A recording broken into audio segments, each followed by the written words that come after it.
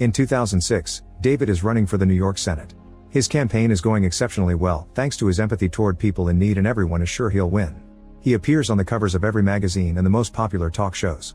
Unfortunately, things take a turn for the worse when a newspaper writes an article about David showing his naked rear as a prank for a college reunion, which greatly damages his reputation.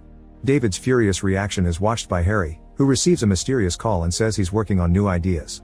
On the day of the election, experts predict that David will lose, and that's exactly what happens. Once again, he's being watched by Harry and his boss Richardson, who says they must put David back on track. Feeling nervous, David hides in the bathroom to try to clear his mind. While practicing his speech, he hears some noises coming from a stall. At that moment, Elise comes out, carrying her shoes and a bottle of alcohol, while explaining she's hiding from security because she crashed a wedding on a self-dare. They start chatting and quickly hit it off. Elise admits that she loved David's reunion prank, and David claims he's happy he lost because he'll have more time to himself, but Elise doesn't believe him because she can tell he loves being in a crowd. Suddenly they start kissing very passionately, as if this talk had been enough to fall for each other. The moment is interrupted by campaign manager Charlie, so Elise immediately leaves without giving David a chance to get her contact information because she must run away from the guards. Afterward, David goes out to give his speech, reading what he prepared in advance. However, he stops himself when he realizes he's just saying the usual socially acceptable words and decides his public deserves an authentic reaction. David now talks from his heart, and people quickly start loving him again. A month later, Harry meets with Richardson, who asks him to spill David's coffee on his shirt so he'll miss the bus. David isn't interested in politics anymore and now works as a senior partner in a firm founded by Charlie. Harry falls asleep while waiting at the park, and by the time he wakes up, David is already on the bus. As Harry runs after it, David finds Elise and they can't believe they're seeing each other again. They catch up on each other's lives, and Elise says David should totally run for Senate again. Since he's running out of time, Harry makes a movement with his hand that even at this distance causes David to spill his coffee on Elise's lap. Suddenly Harry is run over by a cab, but he quickly recovers as if it was nothing. When he checks his notebook, he's shocked to notice that David went off the plan.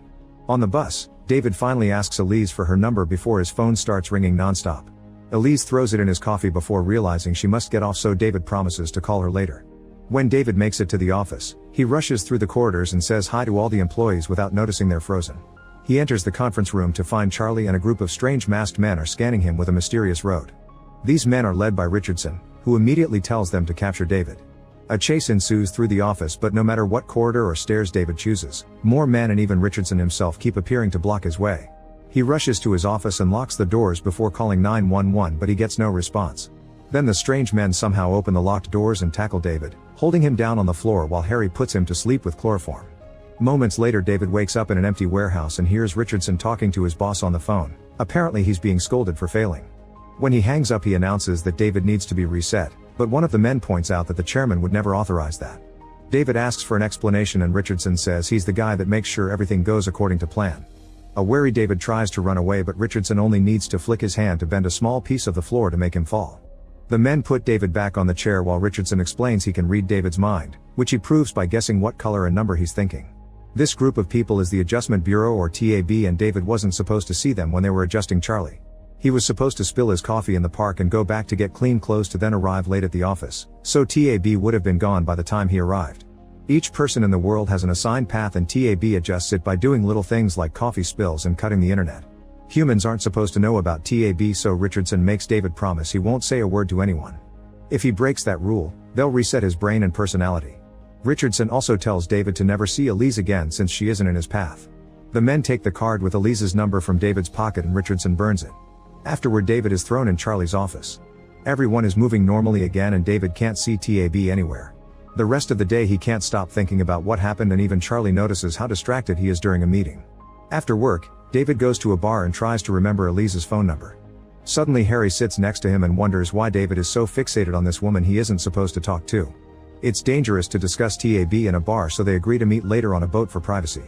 There Harry explains that water prevents him from reading David's actions.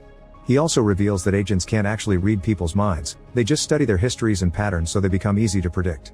Harry advises David not to search for Elise if he doesn't want TAB going after him. 3 years later, David is on the bus when he suddenly sees Elise walking on the street. He immediately gets off and runs to catch up to her. He admits that for the last 3 years he rode the same bus every day hoping to see her. They go for a walk while David explains he lost her number and couldn't find her online because he didn't know her surname. A TAB agent immediately notices the change in David's routine and warns Richardson, who sends his men after them. Elise shares that she's a dancer in a contemporary ballet company and tells him about the show she's having tomorrow night. The duo stops at a cafe to have breakfast while Richardson watches them from afar, noticing several inflection points in Elise's path too. If they kiss, there will be an irreparable deviation from the plan. TAB sends Charlie to interrupt the date by reminding David has a speech he can't skip. When they're about to kiss goodbye, Richardson sends Charlie a message pretending to be the TV crew and Charlie ruins the moment by rushing his friend. Before leaving, David kisses Elise's cheek and promises to see her again. That afternoon, David announces he'll run for Senate again while Elise receives a trick text from TAB telling her the rehearsal has changed locations. After finishing his speech, David sees Richardson watching him from afar and suspects something is wrong, so he tells Charlie to cancel all his interviews. Then he rushes to the ballet company's studio and finds it closed. David calls the company to try to ask about the rehearsal, but the call is quickly disconnected. He even borrows a random man's phone to try again to no avail. Noticing that David is still running around the city, Richardson and his assistant appear in front of him to try to convince him to forget about Elise. David asks why he feels like this if it wasn't on his plan, but Richardson doesn't know either.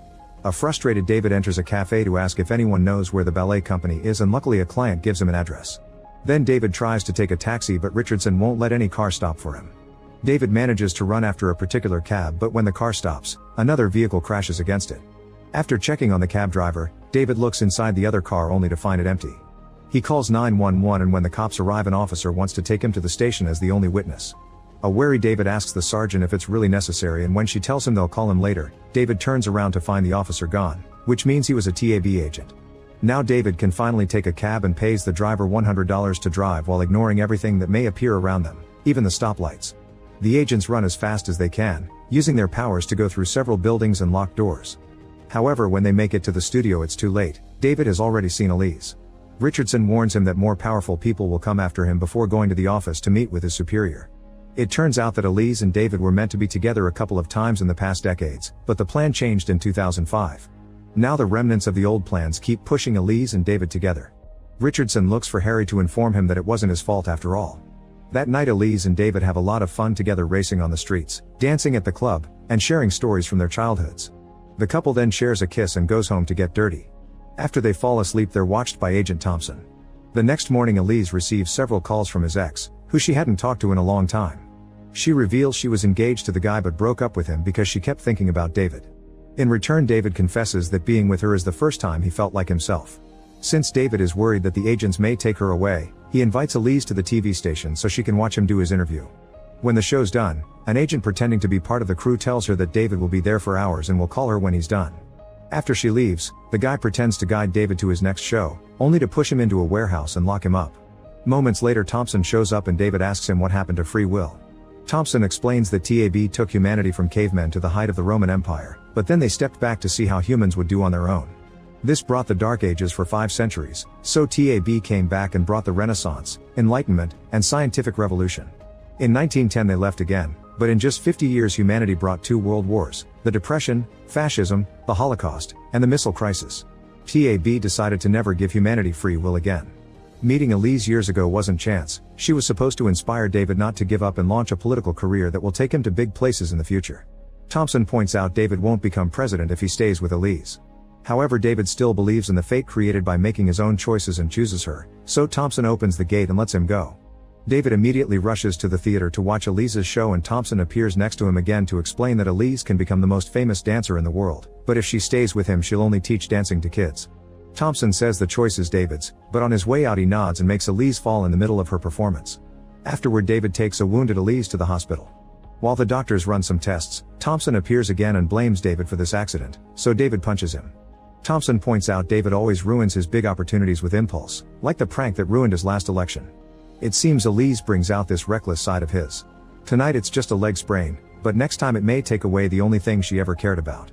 After Thompson leaves, David checks on Elise and confirms it's just a sprain, so she should be better in around a month. David then hugs her before saying he needs to make a few phone calls, but he actually leaves the hospital and doesn't contact her again. 11 months later, David is leading the popularity polls. One morning, Charlie brings him the newspaper with important news. Elise is back with her ex and they'll get married in a week. David is upset and tries to ignore it, but a few days later he's approached by Harry, who says Thompson lied about Elise bringing out his reckless side.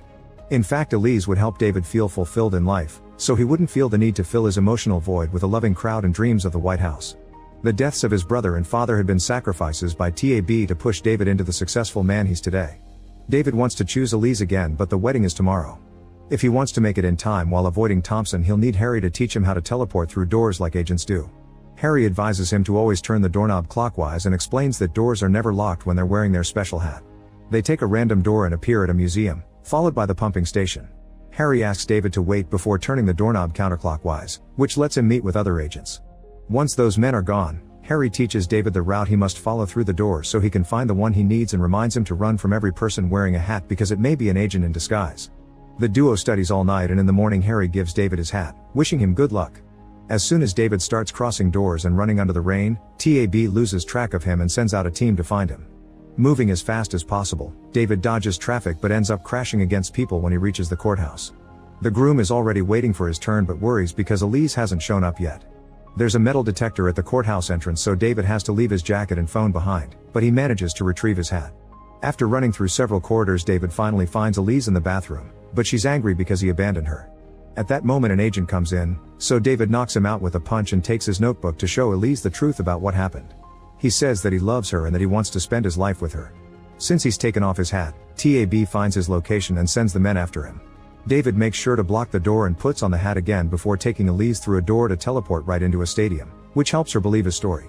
The couple runs through many doors all over the city, and when Elise almost has a panic attack, David calms her down and asks her to trust him.